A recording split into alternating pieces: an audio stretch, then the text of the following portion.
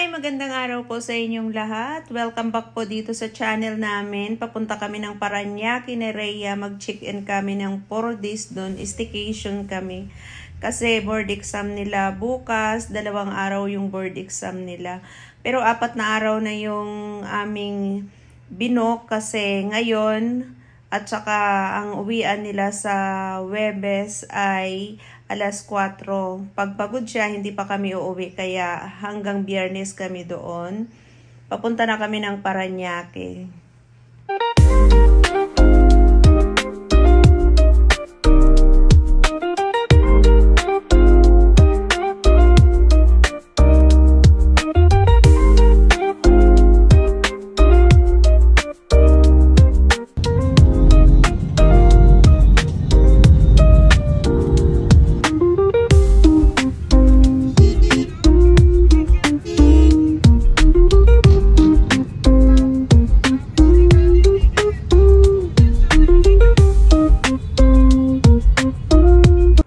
Dito kami sa Parañaque ngayon. Nag-check-in kami ng 4 na araw. Staycation kami. Ito yung kwarto namin. Maliit lang. Pero cute. Ayan. Meron salamin dito.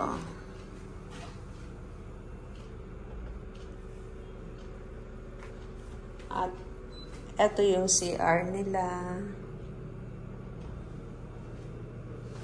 May bathtub.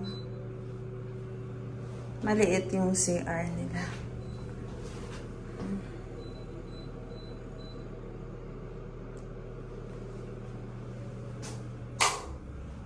Kami lang ni Rhea dito.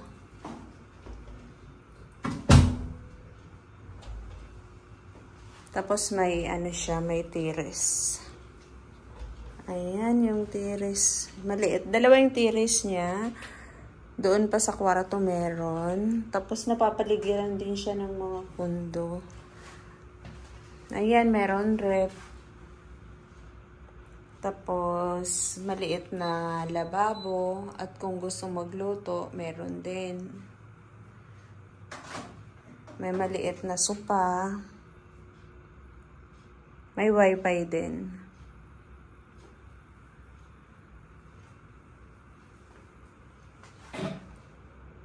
Yung mga dala-dala namin, may gulay kasi ako dyan. Bumili na ako na ang gulay. Yung gulay doon dinala ko. Malunggay lang at saka talong at saka okra. Tapos ito yung kwarto. Ayan. Andiyan si Rhea. Hello, Bibi. Vlog ko to, Bibi. Ayan, kinakabahan. Interviewin natin yung magte-take ng board exam. May ini-interview ba na nakaharap sa likod? Kinakabahan ka? Hindi nga. Hindi daw siya kinakabahan. Ayan, maliit na ano namin. Kama. Pang 2 tao lang talaga. Si Nils wala kasi bumalik na siya sa Denmark. Tapos may salamin. Ito yung gusto ni Rhea na salamin, alam nyo, kasi nakikita yung buong katawan niya. Tapos ito terrace pa rin, oh. Pag gusto magpahangin, mag-relax. Ayan yung view ng ng terrace dito sa kabila.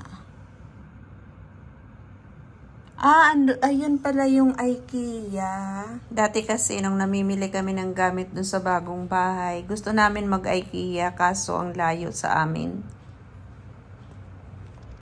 Pagkatapos namin ilagay yung mga gamit namin sa kondo, ito, pumunta kami ng simbahan. May simbahan na malapit dito. Nagdasal kami. Hindi kami nakapagsindi ng kandila kasi sarado. At saka wala kaming nakitang sindihan ng kandila. Kaya nagdasal na lang kami. Tapos ngayon, pupunta na kami sa Ayala Mall para titingnan namin kung saan ang pwesto doon nila Rhea, kung saan sila papasok doon. Malaki pala yung Ayala Mall dito. Hirapan kami hanapin ni Rhea yung papasukan nila yung entrance na hindi sila dadaan sa mall. Para bukas pag punta niya ng umaga, alam na niya ang pupuntahan niya. Naglakad lang kami kasi para alam namin ni Rhea ang lugar kung saan siya dadaan, kaya sinamahan ko siya.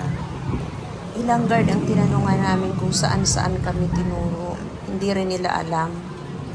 Kanina pa kami nilakad, masakit na ang paa ko. Hindi pa namin matagpan yung entrance kung saan sila papasok bukas. Sa ano daw ng Hyatt.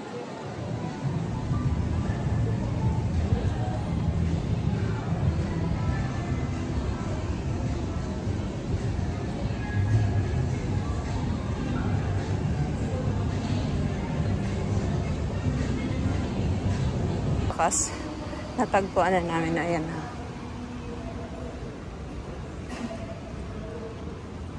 Para di siya dito bukas.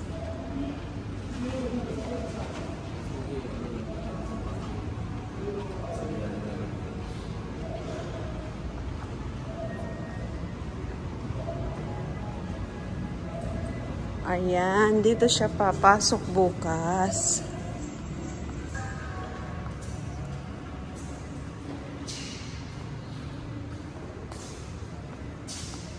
Papraktisin niya.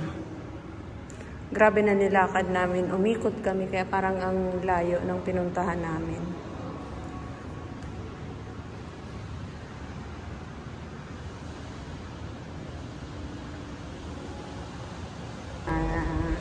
Dito siya.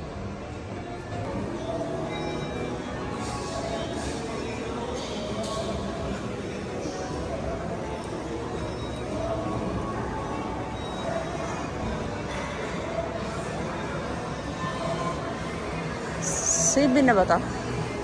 5th floor na ba ito?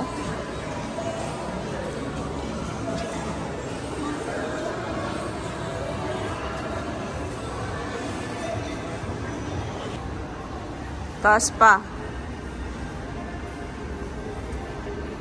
Ay, ito.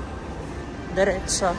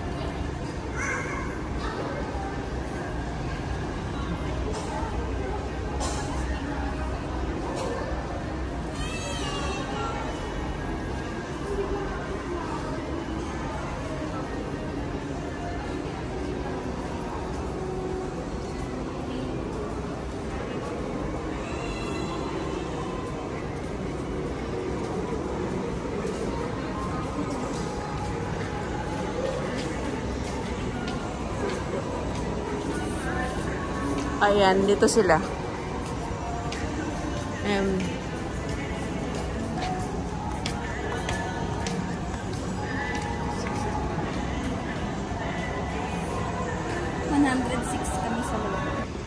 Ngayon maghahanap kami ng makainan kasi gutom na para hindi na rin magluto pagdating doon sa kondo.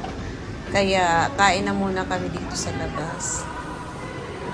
Tapos eto, namili kami ng gagamitin namin kasi wala kaming nadala. Wala akong nadalang bigas, tapos itlog, tapos yung uulamin namin. Yung shampoo, di rin ako nakadala. Tapos, syempre, importante bigas. Yung tubig. Wala kaming dala.